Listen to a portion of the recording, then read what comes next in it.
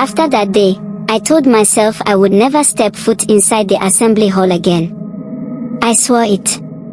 But in my school, that was impossible. Assemblies were part of our life. Twice a week, without fail, we gathered there. Teachers said it was for announcements, discipline, and school pride. To me, it felt like a trap. At first, I tried to believe it had been a nightmare, some kind of stress-induced dream.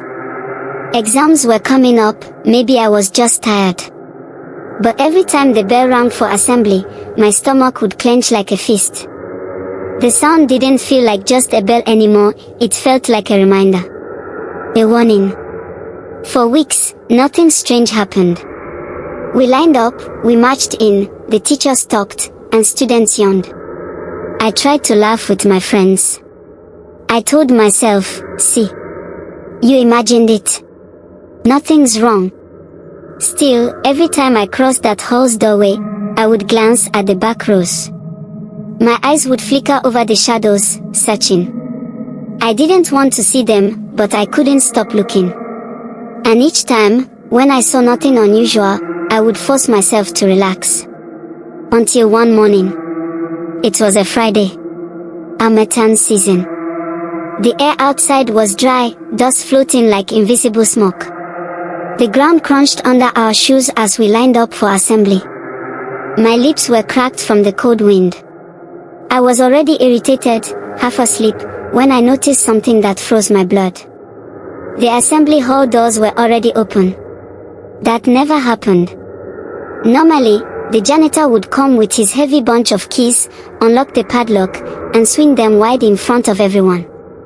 But that day, the door stood ajar like a mouth waiting to swallow us. Chuka leaned close, his voice low. See as the place dark inside.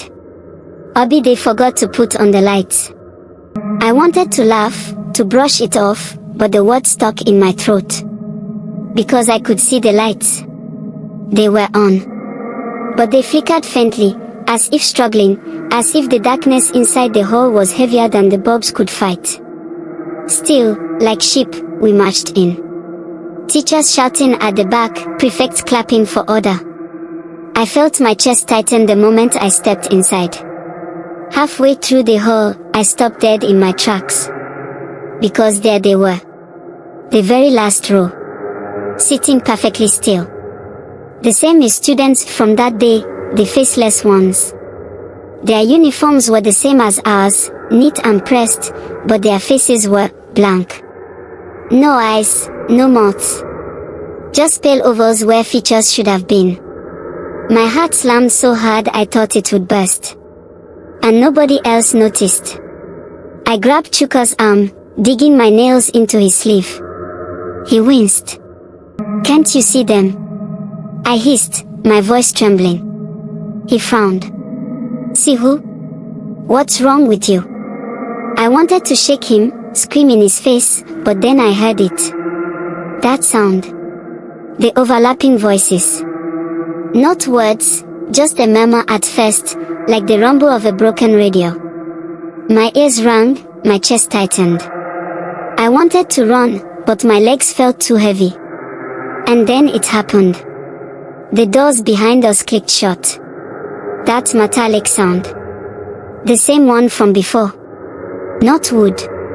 Not ordinary. A lock that belonged to something else. My vision swam.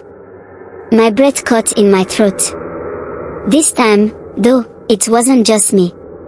A junior girl let out a sharp scream. It pierced through the hall, cutting the silence into shreds. She was pointing with her whole arm, shaking violently, right at the faceless ones. The hall erupted. Students panicked, shouting, pushing against each other like animals in a stampede. Some ran toward the stage instead of the doors, not knowing where to go. Bags dropped. Shoes scraped. Someone fell and got trampled before prefects could even shout for order. The faceless students stood up. All of them.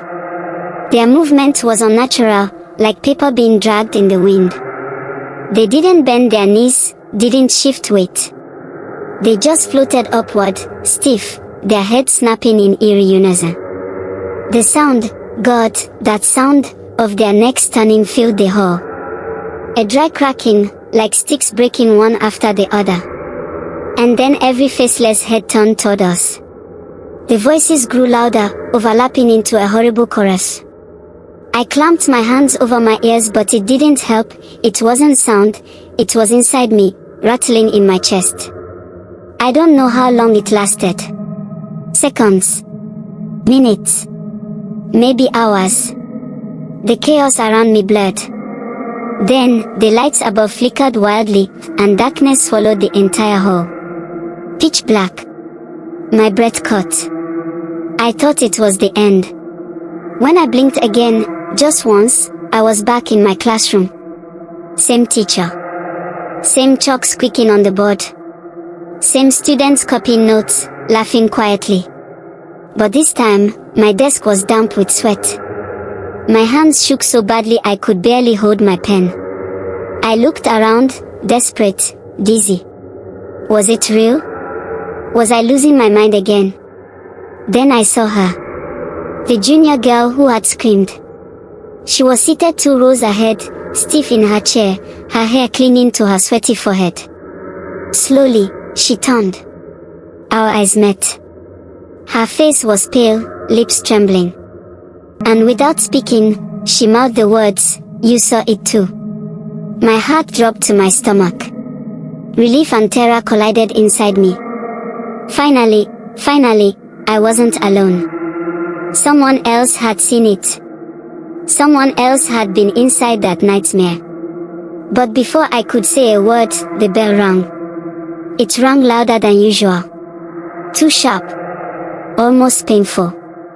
And as it echoed in my ears, deep inside my chest, I felt it again. That voice. Calling. Waiting. Not finished with us. Not yet.